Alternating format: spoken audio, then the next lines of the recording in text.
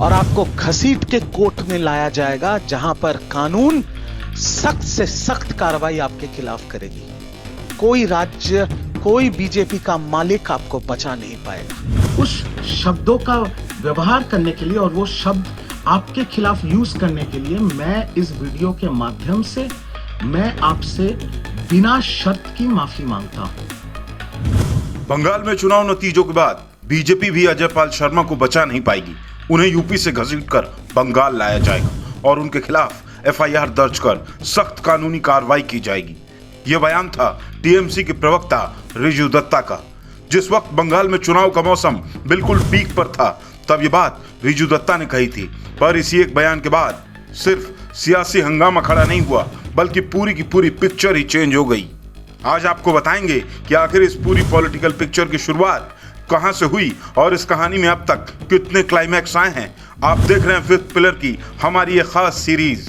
याद कीजिए उस वीडियो को, वो वीडियो जो बंगाल में जब चुनाव चल रहे थे तब बहुत ज्यादा वायरल हुआ था। पश्चिम बंगाल में तब दूसरे दौर की वोटिंग होने वाली थी।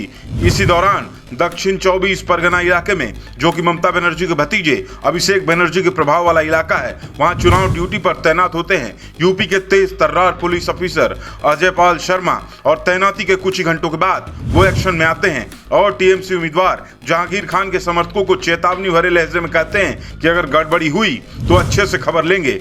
अजय पाल शर्मा ने यह बात उस वक्त इस वजह से कही क्योंकि उन्हें शिकायत मिली कि जहांगीर खान के समर्थक वोटरों को धमका रहे हैं।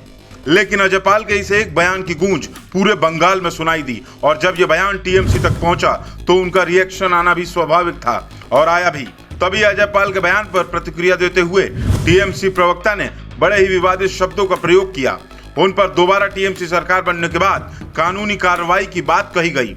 उन्हें घसीटकर यूपी से बंगाल लाने वाली बात तक बोली गई। समय बीता, दिन बीते, सब कुछ बिल्कुल सामान्य था, पर फिर अचानक 4 मई 2026 को पूरी तस्वीर ही बदल गई। बंगाल में चुनाव खत्म होने के बाद नतीजों का दिन था। नतीजे आए भी, पर यह वो वक्त था जब टीएमसी बाजी हार चुकी थी और बंगाल की जनता ने जनादेश बीजेपी को सौंप दिया था। और इसके बाद तो जो टीएमसी के प्रवक्ता अजय पाल पर कार्रवाई की बात कह रहे थे, उन्होंने एकदम से अपने विचार बदल लिए, पूरा का पूरा यू टर्न ही ले डाला। यह एक ऐसा राजनीतिक घटनाक्रम था जिसकी उम्मीद शायद ही कोई कर रहा हो। आगे की कहानी समझने से पहले आप ये जानिए कि उन्होंने बीजेपी को नतीजे आने के बाद बधाई भी दी और इस बधाई के पीछे भी कारण था। मीडिया रिपोर्ट्स की माने तो रिजू दत्ता ने चुनाव के दौरान अपनी सुरक्षा के लिए बीजेपी नेताओं की ओर से मिली मदद और कार्यकर्ताओं के शालीन व्यवहार से प्रभावित होकर बधाई वाला काम किया। साथ ही उन्होंने संकट के समय अपनी ही पार्टी टीएमसी द्वारा साथ न देने पर नाराजगी भी जाहिर की। और फिर क्या था, उन्हें पार्टी से ही बाहर कर दिया गया।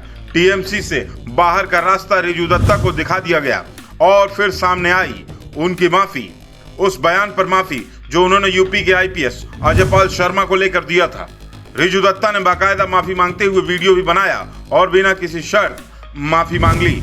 रिजू दत्ता ने अपने इस वीडियो में साफ किया कि उन्होंने जो भी विवादित टिप्पणियां पहले की थी वो उनकी व्यक्तिगत राय नहीं थी, बल्कि टीएमसी की पार्टी लाइन थी। उन्होंने कहा कि वो पार्टी प्रवक्ता के रूप में मुख्यालय में बैठकर वही बोल रहे थे जो उन्हें पार्टी की ओर से कहा गया था। उन्होंने अजय पाल शर्मा को सीधे संबोधित करते हुए कहा कि उनके साथ उनका कोई व्यक्तिगत विवाद नहीं है। उन्होंने उन शब्दों के लिए बिना शर्त माफी मांगी जो उन्होंने पार्टी के प्रवक्ता के तौर पर अजय पाल शर्मा के खिलाफ इस्तेमाल किए थे। रिजू दत्ता ने साफ कहा कि अब पार्टी से निलंबित होने के बाद उन्होंने खुद को एक आम आदमी के तौर पर जीवन जीने वाला बताया। रिजू दत्ता ने साफ कहा कि अब पार्टी से निलंबित होने के बाद वो एक आम आदमी हैं और अब वो विवादों से दूर रहकर अपने परिवार के साथ शांति से रहना चाहते हैं। और तो और अब पार्टी से निकलने के बाद रिजू दत्ता ने टीएमसी के खिलाफ मोर्चा भी खोल दिया है। खुलकर टीएमसी पर करप्शन समेत कई बड़े आरोप उन्होंने लगाए हैं। ममता बनर्जी से लेकर पूरी पार्टी को उन्होंने सवालों के कटघरे में खड़ा कर दिया है। जो रिजू दत्ता अजय पाल शर्मा को लेकर कार्रवाई की बात कह रहे थे, वो ही रिजू दत्ता अब टीएमसी को पानी पी पी कर कोस रहे हैं। और ये सब कुछ बस कुछ ही दिनों के भीतर हुआ है। इसे ही कहते हैं सियासत का दस्तूर। आप क्या सोचते हैं इस बारे में, हमें कमेंट बॉक्स में ज़रूर बताएं। और अगर आपको हमारा ये वीडियो पसंद आया है तो हमारे चैनल को लाइक, फॉलो और सब्सक्राइब करना बिल्कुल भी ना भूलें।